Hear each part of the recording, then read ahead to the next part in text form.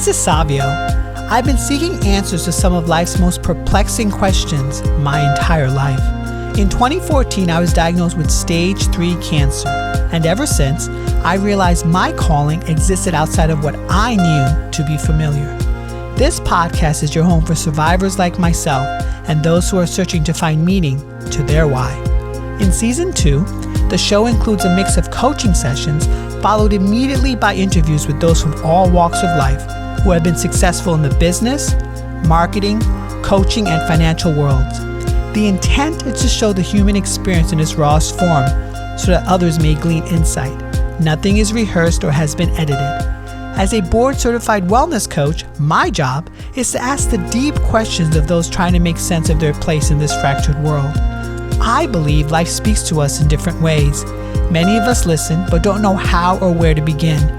As someone who has crossed the bridge between life and death, I say simply, begin where you are now and get busy living. If you liked today's episode, I would appreciate it if you could share it and subscribe. Be sure to tag me at The Human Resolve so I can reciprocate in kind. So without further ado, welcome to the Human Resolve podcast. In Season 2, Episode 15, entitled The One About Loving My Cancer, Marci Greenberg Cox's harrowing ordeal has left her with indelible scars of both anger and stress. Being a natural-born fighter and not a quitter, she now inspires countless others with a written word. Hi, Marci. Good to see you today. Great. Thanks for having me here. Sure. So what would you like coaching on today? Well, I thought about this quite a bit, and I went through breast cancer about 2 years ago. And so you think with all of that, I'd be feeling great. But I'm not. It's the aftermath of what I'm going through. So I'm very stressed. I have anxiety, and it doesn't help that I've got 2 small kids that are homeschooled.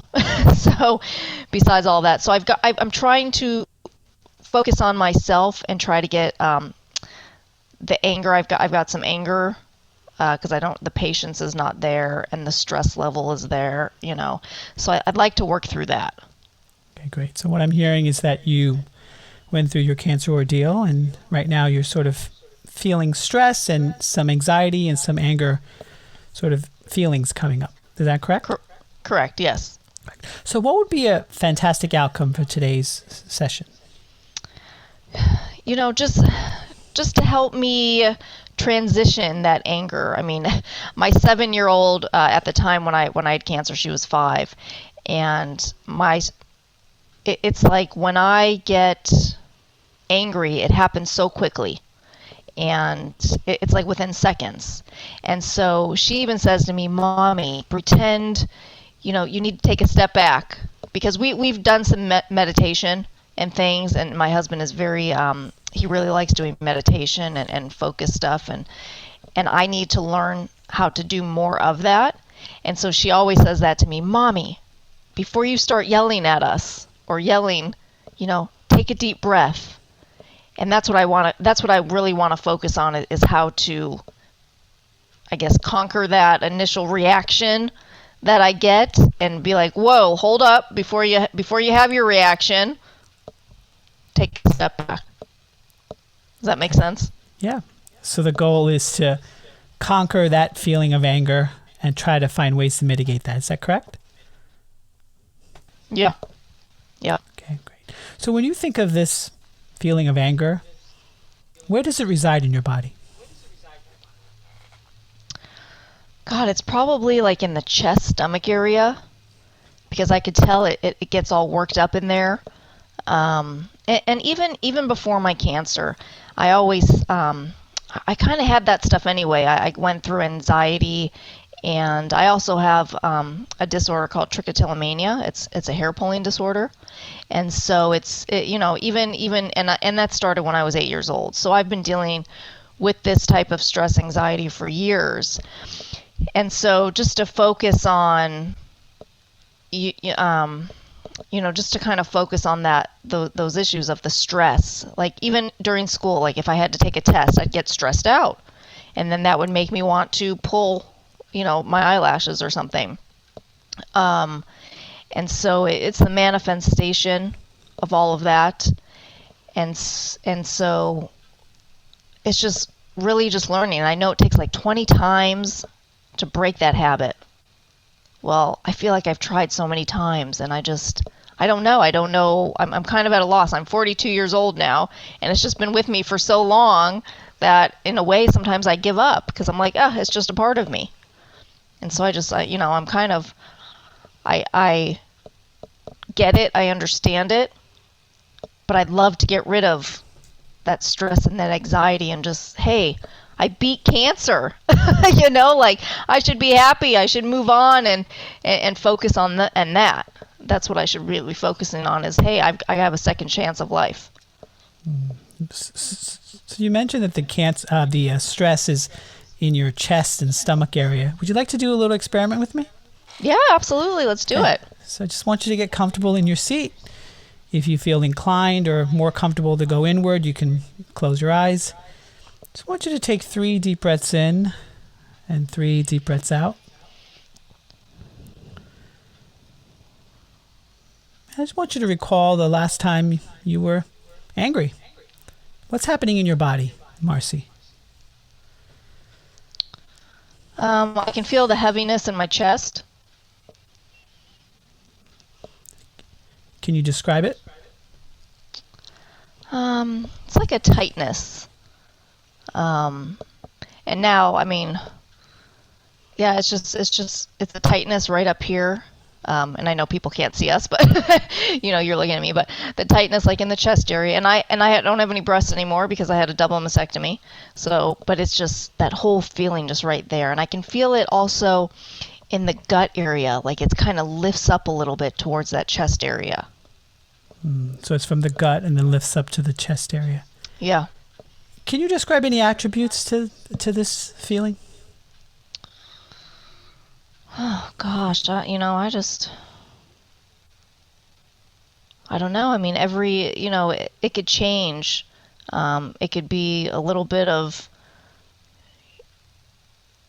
just something going on throughout my day will trigger, whatever issue. And then sometimes I can laugh it off and go, oh my God, I was just being too, why would I overreact like that? And sometimes it's just, it gets beat out of me because I'm just working so hard that I'm just stressed because I took on too much. So, I can't really make that attribution because it's just every situation is different. What are some triggers that happens that cause that stress to erupt? Well, if I'm working, and right now it's hard because, I love my kids, but they're home. We're home 24/7. I'm sure a lot of people have that, same situation because of COVID. But it's like, as a working parent, I'm trying to work. I'm trying to also make sure my kids are doing their schoolwork. And also I have a preschooler, so she's not even really in school. So just to keep her entertained. And so, to factor all of that in, and my husband's working too. So, he's trying to do his stuff as well as help the kids. And so if I'm in the middle of something, then all of a sudden one of the kids come in, it's like it breaks my attention.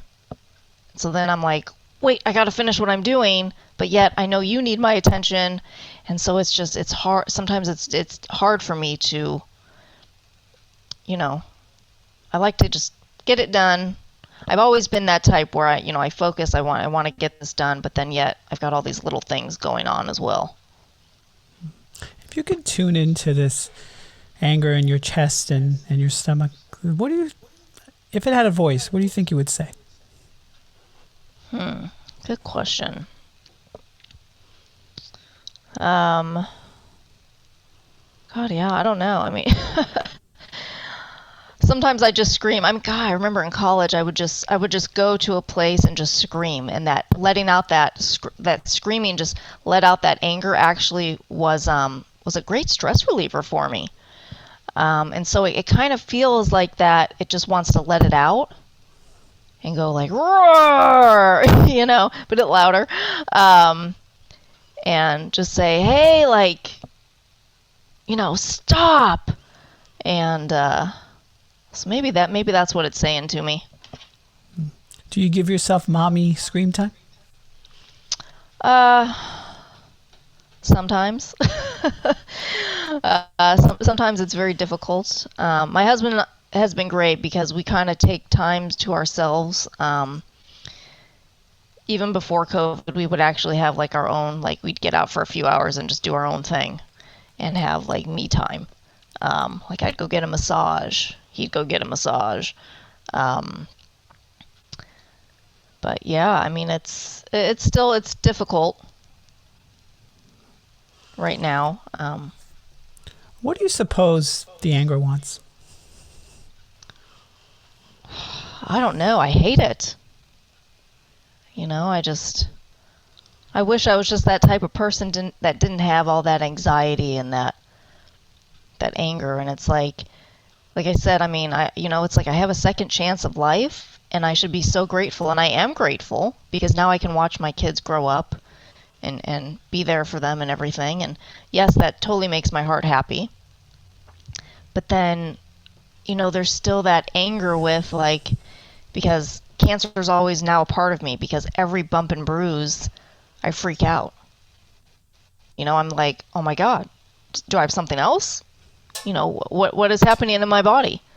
And so it's that anxiety too that, it's the what if. When's it coming again? Am I going to get something? I hope to God I don't. So it's like all those emotions are in there, kind of hidden,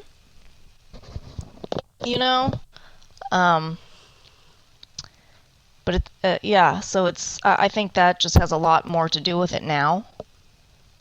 Is maybe I think deep down I'm still scared. Even though I'm clear, we call it NED, so no evidence of disease. But I think in the back of my head I still kind of think, what if? Is it truly all? Is it all gone? I don't know. How would you describe your relationship to cancer? My relationship with cancer? Oh, well, it's a love-hate relationship.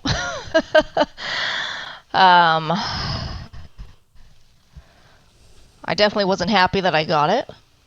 It was totally unexpected because breast cancer did not run in my family. And there were other cancers that ran in my family, but I also had gotten the BRCA gene testing, and that came back negative. So there's my hate relationship there. That why me? Why did I get it? But then there's that love because I've been doing a lot more. And by saying that, and I know we'll discuss this later on, but I ended up writing a children's book based on my breast cancer experience.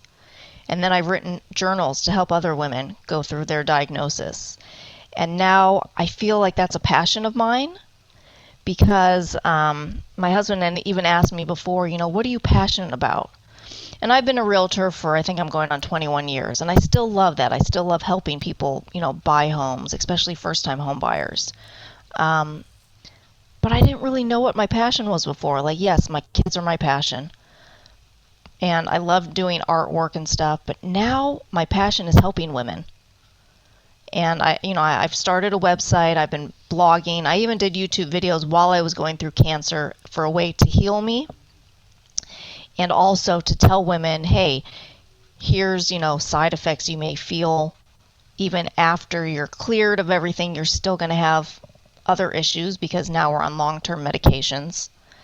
And so, I've talked to so many women in my Facebook groups, and I feel like I'm helping. And I'm just there. I'm not, I don't have the background. I'm not a therapist, but I feel like I'm there to lean on because I get it. I've been through it. And so there's my love relationship, I guess, with cancer, because it kind of turned me going a different direction in my life. Speaking with these women, what are some of their stories? What are some of their stories? Well, it's a lot of them who've been newly diagnosed, and all ages. I mean, but it draws me to any of them really, but then the ones with the kids, because I wrote that children's book, and especially because I decided to stay flat, and so because these moms don't know how to tell their kids, and my kids were 1 and 5 at the time, and so my oldest, she still talks about it to this day. Like, hey, mommy, I remember when you found out and you were crying, and I didn't like that, and she didn't like when I was bald, and now she wants my hair to grow out, and I'm trying. So it's like I get that feeling where my heart aches for these women because they just found out, and they go, well, how do I tell my family? How do I tell my kids? They're so young.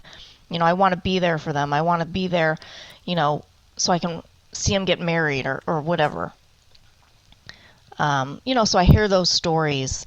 And, I had another lady reach out to me. I was up, I think she was in Indiana, and I'm here in Arizona. So it's like, at the time, it was a 2-hour difference. But I was up at midnight, and she messaged me on Facebook Messenger, and she goes, are you awake? And I said, yeah, what's up? She just needed to talk. And I was there for her. And that makes me happy. Have any of them expressed to you their anger or anxiety? They have. I see it. Some, yes, directly to me, because if we have that conversation. But I see it a lot where the women, ask all these questions because they're, especially if they've been newly diagnosed, they don't know what to ask. And so that was another journal that I had wrote was, a bunch of questions to ask doctors and everything, because I went through it. So I know, like, I was in the same boat. I didn't know what to ask. And so I see all these women, asking all these questions. And of course, every person is going to be different how they react to the medication, because I had to do chemo and radiation on top of the surgery. And so some women are lucky they don't have to go through that. Other women have different reactions. Like my first chemo, I was very sick, and then I was fine. I was able to work the entire time. And some women are not as lucky, and they're sick every time they have chemo. And so, you see them ask those questions like, what kind of reaction did you have? Or what should I look out for? And so, if I can at least help ease their anxiety, and answer to my best ability that I can. I mean, again, I'm not a doctor, so I can't, it's nice that I can be there and at least give them some type of, not something to look forward to, but something to, it's the what if. Because my first time I had my port put in, I was very nervous. I didn't know how it was going to feel, getting that first infusion. And so just to kind of ease their anxiety, I guess. So, Marci, how do you suppose you could be your own advocate when it comes to your own anxiety? Yeah, I don't know, because I feel like I'm helping all these other people, but yet I'm not helping myself. And when it comes down to it, I really need to help myself.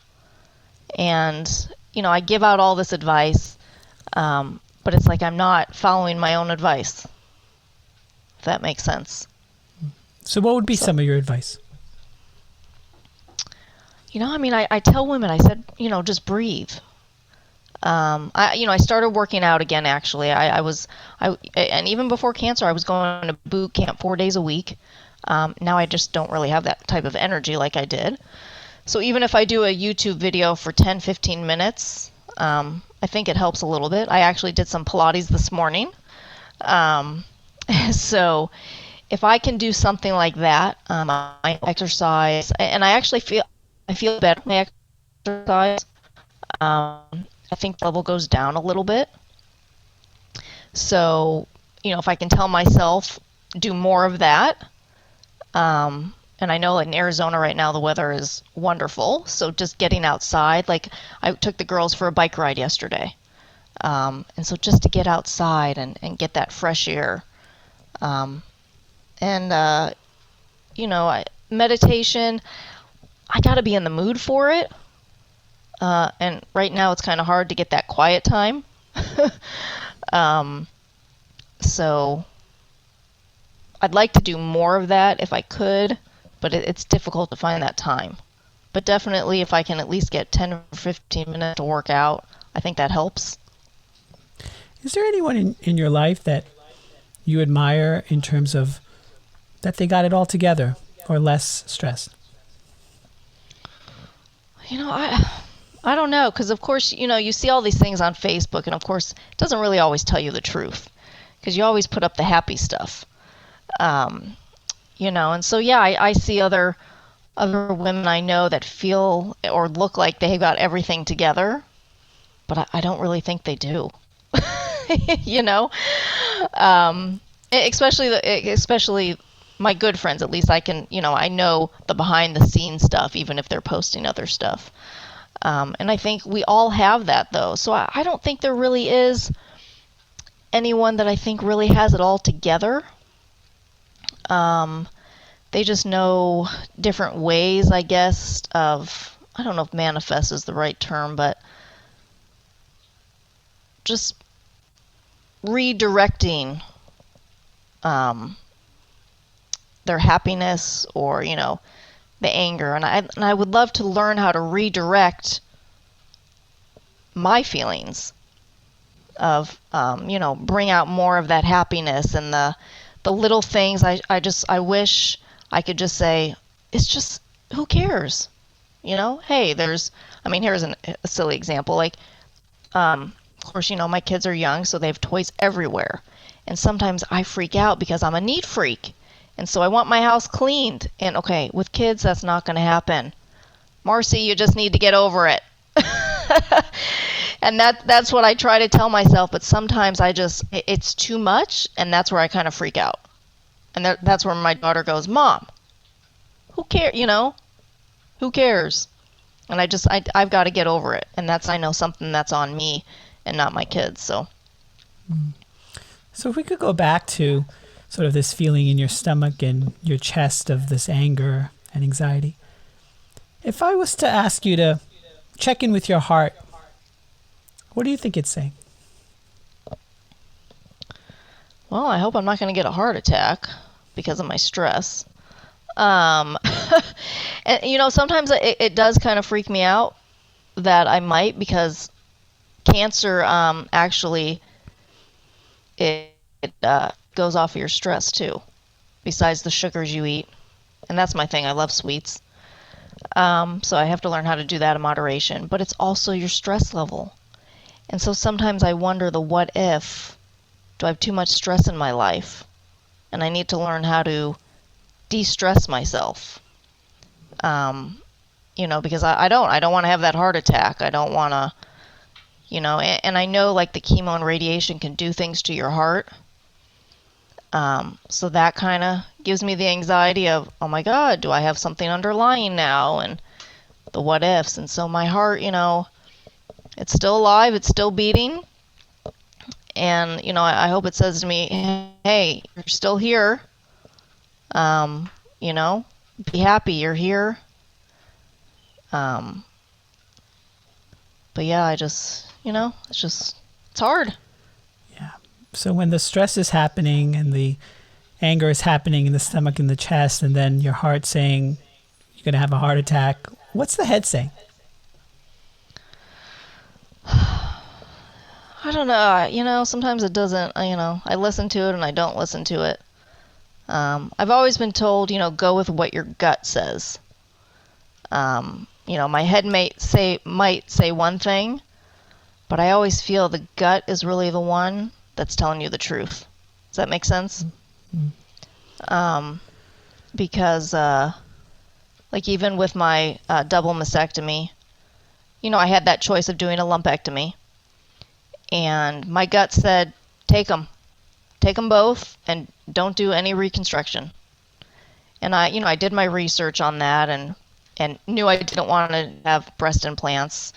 But then I looked up another thing called the deep flap, where they take the fat from your abdomen and reconstruct breast out of it. But after researching that, my gut said to me, no way. So I can't really say my head. I don't think my head really. I don't listen to my head as much as I do my gut. So how do you think you could modulate all three of these to better equip you to be less stressed? I don't know. I don't know. What ideas you got for me? Well, you mentioned a few things there. You mentioned meditation when you feel like it. You mentioned breathing. You mentioned doing some Pilates. What does Marci do for herself when it comes to checking in with how are things going with herself? I used to journal a lot, and I haven't done that.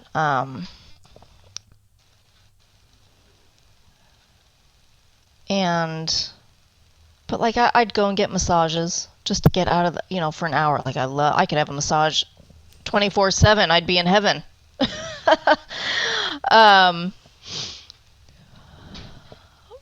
But just doing things for myself, and I used to go hiking, and I'd love to just get out for an hour and just be by myself and just go out there. I'd love to get my daughter involved. I have taken her hiking, I think, twice in her 7 years that she's been here. She's not a huge fan, but it's finding that time, and that's the hardest thing. Is you think you have so much time during the day, you really don't. It's the time management, that you've got to do. But even just getting out of bed, some days it's very hard for me. And I'd go through my bouts of depression too. I've never been really, what's the word? I've never been diagnosed, I guess, with depression, but I know I have it. And so even with the medication, sometimes it's hard for me to get out of bed because I've got aches and pains from the meds that I'm on. And I know like the exercising helps that, because I was actually going to physical therapy to help just getting off the ground. I'm sitting on the ground with my kids, and it takes me 10 minutes to get up off the floor. So just working on strengthening all of that, has helped quite a bit. But I feel, I've got to get that time management really in there and take more time for myself. And I try to get my kids involved, like if I'm not a big yoga person, but I'm trying to get into yoga and Pilates. And so I joke with my 3-year-old, I said, come do it with mommy. We'll do a YouTube video. And she kind of does it for like 2 minutes. But, if I can get them involved, at least then I know I'm getting my activity in. And then, going from there. So what would be the first step in creating more accountability regarding more time for Marci? If I wrote it down, I think if I had a calendar, and I do, I have a calendar for all of my appointments and everything on my phone, but I never put in that calendar Marci time. So, yeah, if I start doing that and taking... And then how would you handle that obstacle if your kids are like, come on, mommy?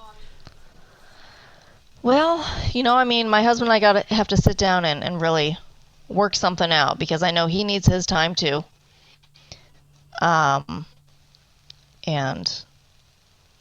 during this whole COVID thing, it's funny because my parents are snowbirds, and so they're finally here now in Arizona because they had their shots. But I was actually sneaking away and taking me time and going to their house by myself. So that was great. I won't be able to do that soon because they're selling that house.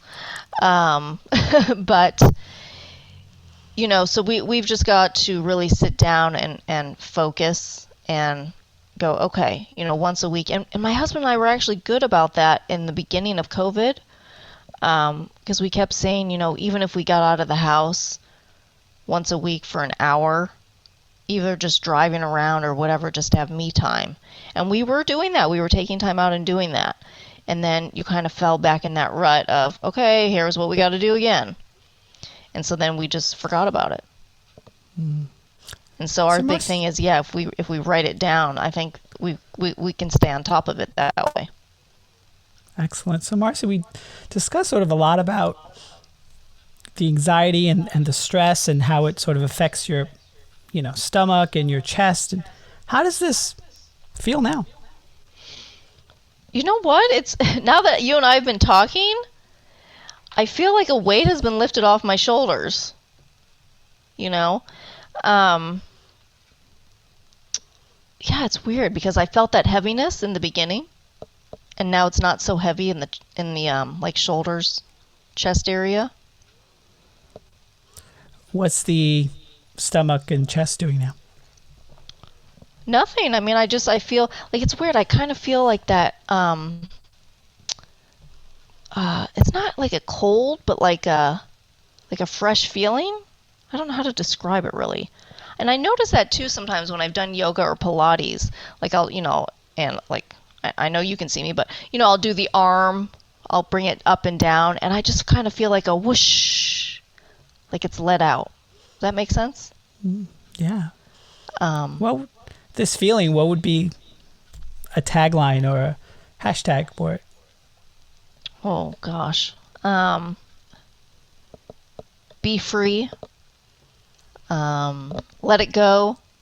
We're big on Elsa. Let it go. Be free, let it go. Right? Wow. Excellent. Well, Marci, this was a fantastic sort of coaching session. So now we're going to transition into the interview portion. So tell my listeners more about you and what you do. Yeah, so I am originally from Cleveland, Ohio, and I've been in Arizona for 21 years now. I'm a full-time realtor turned author. So, as mentioned a bit in our session here, that after my breast cancer diagnosis, writing healed me a little bit because I was searching for books to read to my oldest at the time that said, "Hey, mommy doesn't have any breasts or any boobies," and so I just started writing. And I decided, and I manifested, I put this out on Facebook and said, I'm going to write a book. And I did. 2 years later, I finally published it in December. It's called Mommy Has a Boo Boo, and it's on Amazon. From there, I did a journal, a discussion journal, because she's 7 now, had questions. Who's going to take care of me? Who's going to take me to school? All these things. And so I wrote this journal to go along with it because these kids are so intuitive and they're going to have all these questions. And so, you can buy it separate. This is called Mommy Has a Boo Boo, Now What? And so you can buy it separate, you can buy it together. And then I did another journal for women who've been newly diagnosed called the Breast Cancer GPS. And it's a list of questions to ask all of your doctors, your oncologist, your radiologist, your plastic surgeon, your breast surgeon. It's got abbreviations of what all the medical terms are, and then areas where you can write. And so it's nice to take along to appointments because you don't know what to ask. And so since I've been there and I've gone through it, I wanted to help other women because, like I said, I mentioned, all these women have these questions on Facebook, like, what do I ask? I just found out. What's the next step? Well, here you go. Here's a starting point for you. And so I've been blogging. I have a website, florpublishing.com. It's FLOR publishing.com. And so I've got my blog on there. You can access to my books through Amazon. And then throughout my whole journey, I did YouTube videos. And so I've documented everything from the day I found out, you'll see me crying, through everything. And you'll see my whole journey on there. And again, that was a way for me to heal. I guess that was my journaling, was I did my YouTube videos. But I'm so passionate about it now, and I think I found my next calling. And so, I'm 2 years out, and hopefully we'll be free and clear for the rest of my life. But I love it. I'm actually working on another children's book right now. that's related to a child finding out they have cancer. So now I call myself the cancer lady who's, writes books about cancer. So I'm excited about that book too. I think that'll be a good one. And then my daughter and I are actually working on some coloring books. And so she now wants to be a little author, so we're going to get her involved too. And we're working on some coloring books that'll be available on Amazon. And so it's been fun. It's been fun the last I guess since December when I published everything. And it's already March, so in such a short amount of time, I've published 4 books. Actually, I have another journal. It's just a writing journal called Courage, Hope, and Strength. And so it's been a fun passion. As a cancer survivor myself, I have to commend you. That definitely is a lot of progress there. But I'm curious, what has been the most challenging throughout that process? Of which process of? Of starting this new endeavor, like you mentioned. Well, because I self-published everything, and so I had no clue where to start. My uncle actually helped me. We've done a lot of research. My uncle is actually an author himself, and so he kind of gave me a lot of things to think about. He helped me with the name of the book, Mommy Has a Boo Boo, and so I definitely give him a lot of credit for helping me. And then I joined a Facebook group called the Six Figure Self-Publishing with Crystal Swain Bates. She's a well-known author, children's book author, based on Black children. And she's sold over 300,000 books. And so she has been phenomenal, and she does all these master classes and really has helped me become an author and figured out how to self-publish. And so I've joined all these other groups, and we all, help each other. We've got questions of how to get, the ISBNs and how to get it on Amazon, or there's another one called Ingram Spark. And so just learning how to self-publish, then going the traditional route and trying to find someone to publish it for you. It's been exciting. It's been a challenge. Because now as a self-publisher, then you have to market everything yourself. And so, I'm doing these podcasts, I do a lot of Facebook, social media stuff. And so besides doing that and my full-time job, it's now like I have 2 full-time jobs, but it's been fun. It's been rewarding. If you could offer my listeners a tidbit of information regarding avoiding a pitfall, what would that be?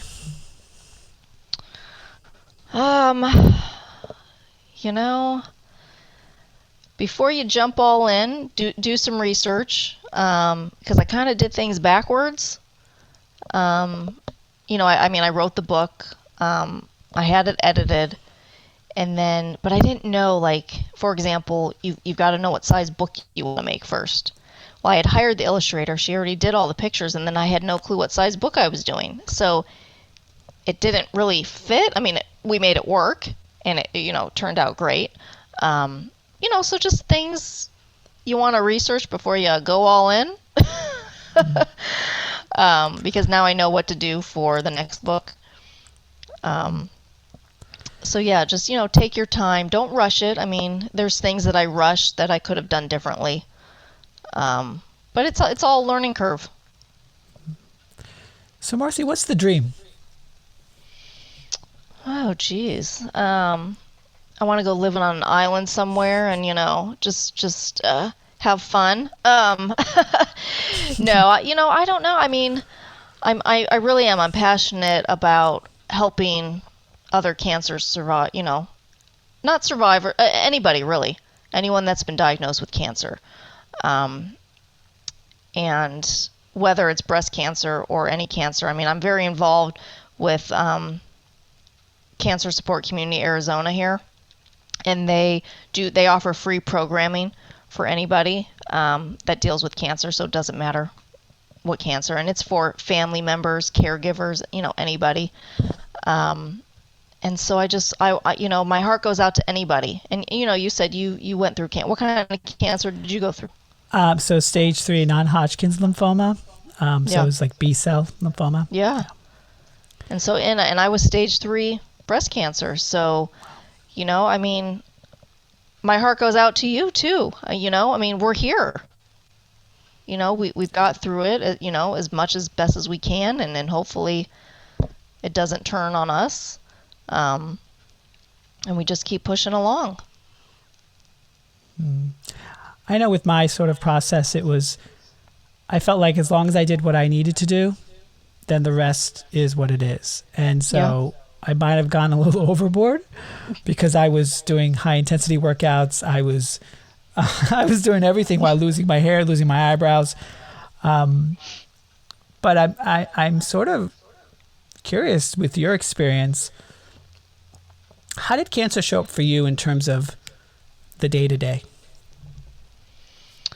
Well, I mean, it was interesting because I found it by doing a self-exam. And I was in the shower with my oldest at the time, and I hardly ever did self-exams.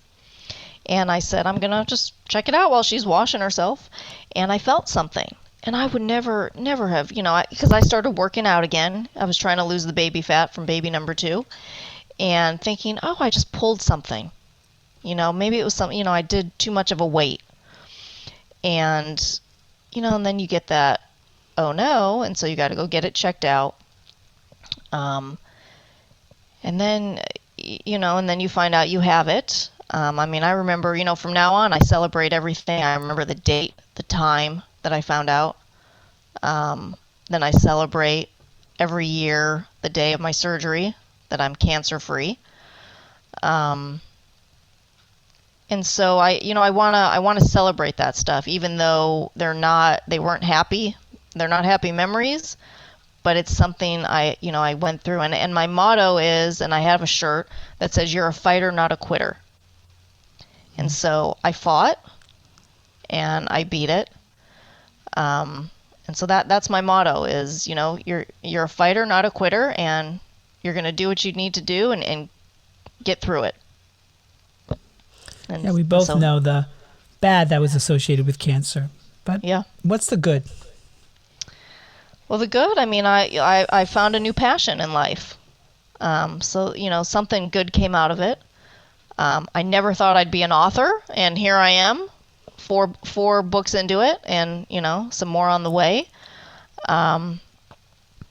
It's kind of like having, in my GPS book, I have a life list. So instead of a bucket list, it's a life list. Mm-hmm. And so things, you want to do in life.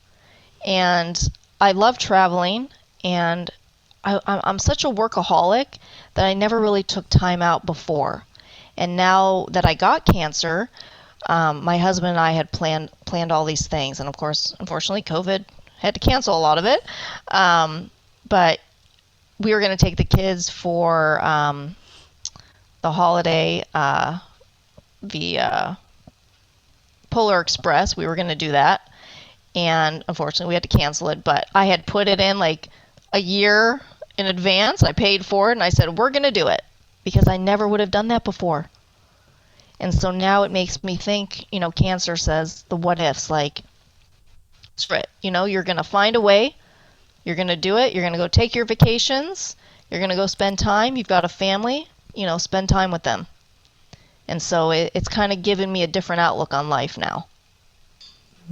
So for an audience member just listening who might just be diagnosed, what's the piece of advice you would give them? Take a deep breath. You're going to get through it. You have a right to be angry. You have a right to let those emotions come out. It's okay to show those emotions. But you're going to get through it. And it's going to be a bump in the road for maybe a year, sometimes longer. But the way I see it, and I'm not very religious, but God always gives you as much as you can handle. And unfortunately, he gave you that cancer, and he's going to see how much you can handle and get through it. That's how I saw it for me. And so that's what I want to, pass on to the next person. I love that. God gave you something that you can handle. Mm-hmm. That's beautiful. Excellent, Marci. So we're pretty much at time, but any last few words? No, I appreciate it. Find me, go to my website again, Floor Publishing, FLOR, publishing.com. I'd love to hear from anybody. I'm there for anybody.